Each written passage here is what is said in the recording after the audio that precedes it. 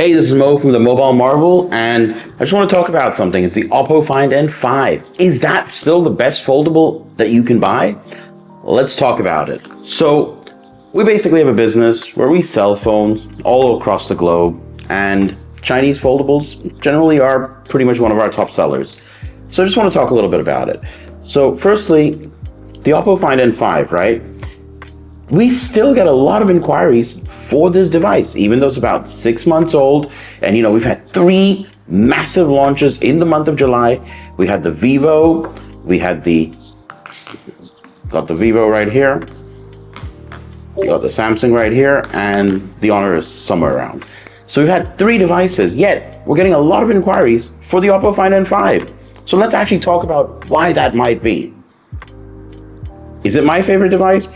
Well, when it comes to hardware, I think the Vivo really, outside of that SoC with using last year's Gen 3 chip, I think it's probably the best foldable, just removing that last year's chipset problem that's there. What makes the OPPO Find N5 a great phone? Firstly, it really is a very good combination of hardware and software. So you have the Samsung, which has absolutely great software. I am not going to deny that. It is probably the best software out there. Not just for foldables, I would say overall in the Android world. I know there are a lot of people out there that love the Pixel software, but I would say when it comes to customizability, when it comes to the openness of what you can do with it, how far you can go with it, DeX mode, all of these things. These are good. These are great features. So I would say if you want the most open and customizable platform, Samsung is really the only game in town. But the OPPO Find N5, for me at least, has better software than I would say the Vivo and the Honor. So the Magic V5 is a great phone. It has quite a few cool features up its sleeves. That made you look feature that they got from the Pixel, that's a great feature. But the Vivo, it has this new atomic workbench, which is very cool. And I like the side button. It's cool. Probably has the best cameras as well. But the OPPO, I feel, combines the software side and the hardware side, because you have the biggest, remember, this is still the biggest foldable display at 8.12 inch inside on the main display. And this is the most slab-like foldable device out there. It's 6.6 inches, which is larger than any of the other ones. So for me, I use this as one of my main devices for months.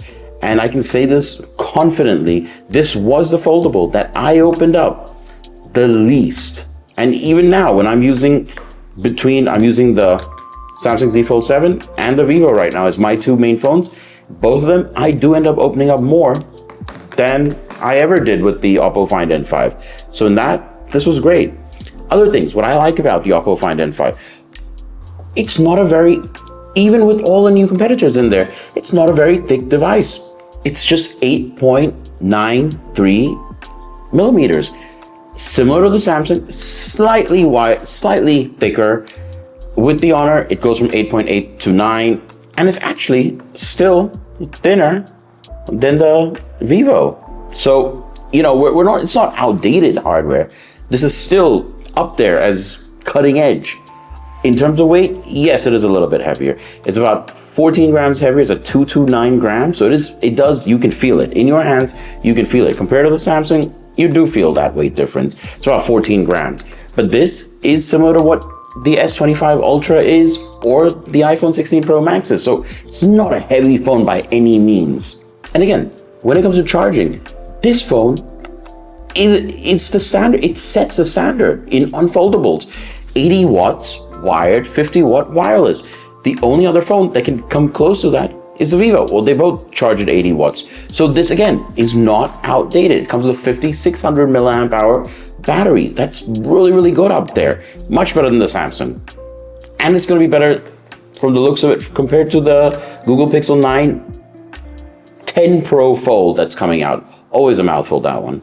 But so this is still cutting edge, and I get it. So when it comes to software, there's a couple of things that they have probably the best overall, I would say, multitasking feature, which is that boundless view where you have 3 apps, full apps, side by side. You can drag them out and literally use all 3. Honor has kind of done something similar now with the 3 apps, but you can't pull it out like with that boundless view. You can on the OPPO. So again, the OPPO does stand out. Maybe I would say with the best overall multitasking situation for any of these devices or book style foldable devices.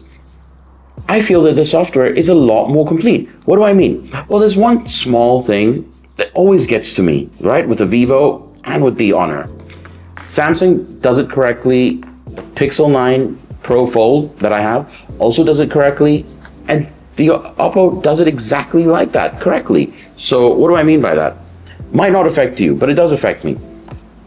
So when you have the device and you don't want to have auto rotate on. I don't like auto rotate on because if you have that on, when you shift it, it does that on the outer screen, on the inner screen. It does it everywhere. I don't want it. I want to have a button that kind of lets me decide when I want to do it and when I don't want to do it. Well, the OPPO lets you do that. I love that about it. So that's what I said. I think it's a more complete software package with excellent hardware. None of the other, I think with all the other foldable, it's kind of, you have excellent hardware, but it kind of falls apart on the software side, or you have excellent software, but it kind of isn't the best hardware out there. I mean, when you look at the Z Fold, excellent, top-notch software, but the hardware, yes, on the weight and physical side, yeah, it's great. Also, one more thing to point out. Remember, this is the closest to a slab phone. It's 6.6 inches outside. Out of all the foldables I've had, and I've used for at least a month or longer, this is the one with the OPPO that it's the least likely that I open it up for the main screen. Why? Well, it's simple. It's a better aspect ratio. It's a 20.7:9 aspect ratio. These are all 21:9 aspect ratios. Yes, it's not much of a difference, but there are certain websites where you will find that it does open better, more naturally, like a slab device on this. And even that main display, 8.12 inches. That's the biggest. None of the other ones do that. So you do, outside of the Huawei Mate XT Ultimate Design, this is the biggest inner display you can get. It's great. This device also takes great macro shots. Why? Well, because it lets you decide. I love taking macro shots, right? It lets you decide when you want to take those macro shots. You can put it in the macro mode, you can take it out of the macro mode. With the Samsung, it decides when it goes into macro mode and when it doesn't go into macro mode. I don't like that. Let me decide. I think this is a good macro shot. I want to take it now as a macro shot. This doesn't, yes, there's a lot of times it gets it right, but there are times when it does annoy me. But this one, it lets you decide always. And I think the software for the camera is so clean. It's so user-friendly compared to any of the other devices. It's the cleanest software when it comes to using the camera. The biggest complaint for me, or one of the biggest complaints about the Z Fold 7 for me, is when I'm outdoors or even when I'm indoors with a light right above me, and I'm using that main display on this phone, what I find, it's too glossy. I don't like it. It's, that crease, they've improved, massive improvement using UTG now, ultra thin glass. They standardized. Samsung is now on par with a lot of the other ones. A lot of those, the OPPOs and the Honors and the Vivos, they're up there with that amazing, almost creaseless design. But where they fall short, again, is Samsung has a very glossy display. And OPPO, for me, has the least glossy display. So when I'm moving this around, it's a device that catches the least amount of light, which makes the crease almost invisible. I mean, there is a crease. It's always going to be visible. We're never going to have an absolutely creaseless device, but this is the closest because of the anti-reflective screen protector or screen coating that they're putting on here, which is great. This device has probably, yes, it might be not the thinnest, but you know what it does have? It has the smallest camera bump out of all these devices.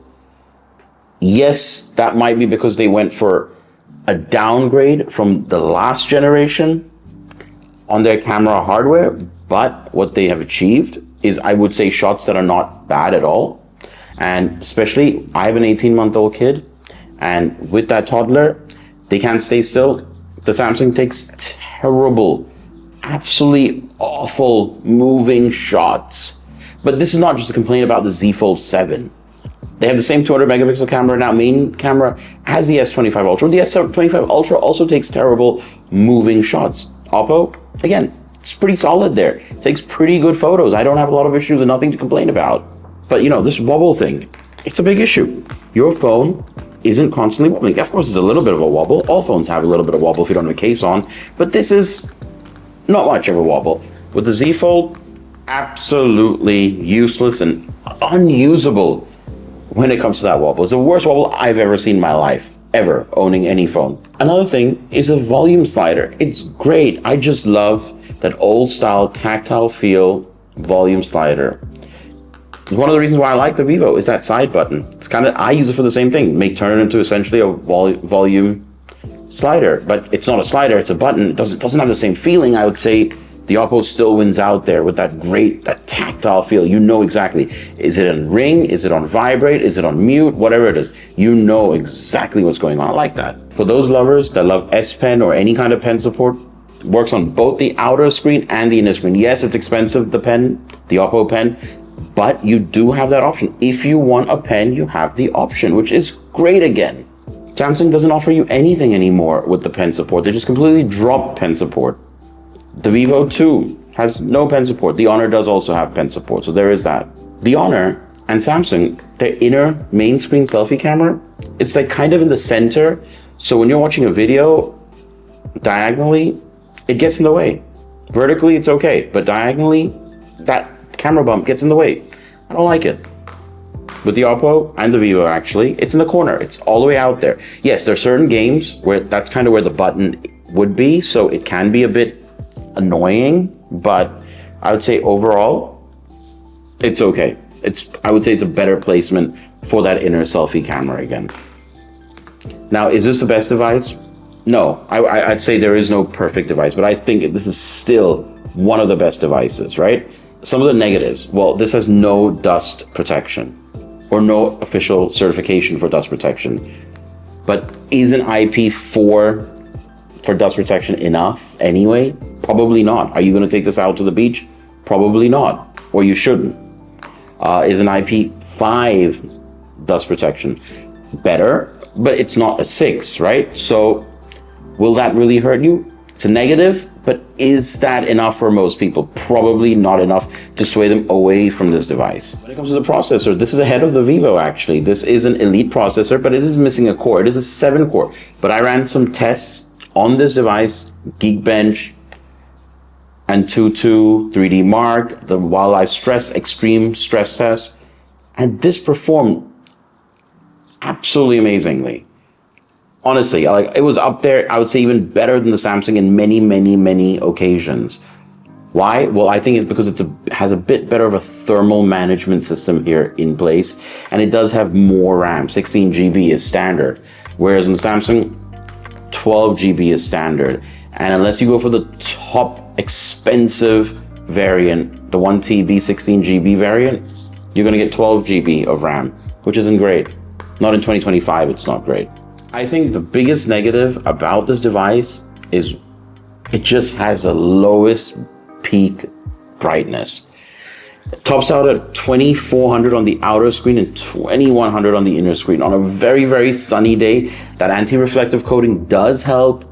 I would say it brings it pretty much in line to the Samsung, but it's nowhere near Honor's 5000 nit peak brightness or even the Vivo's 4500 nit peak brightness. Both of those devices are just, when it comes to outdoor brightness, they're really up there. The Honor is just insane almost. Like it's not just for foldable device. I think overall it might be one of the brightest devices out there. One more thing I really like about this, again, this is related to software, is I can set my own AI. So I like using Perplexity more than Gemini. So I can just swipe here and I get Perplexity to open instead of Gemini. With the Samsung, you can't decide your own AI, unless obviously there are workarounds to get it done, but out of the box, you cannot pick your own AI for this device, for the Z Fold 7. With the Honor and Vivo, you can also do the same. You can pick your own AI as per you choose to. However, on the hardware side, it is the weakest, an 8 megapixel ultra wide. That's a downgrade from the last version. So in that sense, that's not great. I would say fundamentally, that's probably the one major weakness of this device, but there's a lot of excellent parts to this device. So therefore, I think I get why a lot of you are actually still interested in this device, and why we still get so many inquiries for the OPPO Find N5. It also works out more financially reasonable, right? It's a better priced device now in comparison to all the other competitors. This is Mo from the Mobile Marvel. If the OPPO Find N5 has piqued your interest, or any of the other devices I've mentioned, whether foldable, not foldable, we at the Mobile Marvel have you covered. We have all of these devices, and we ship globally. So please do check out themobilemarvel.com. Please comment down below if you think the OPPO Find N5 is still the king of foldables. Subs do help us a lot, so the right content pushes out to the right people. This is Mo from the Mobile Marvel checking out.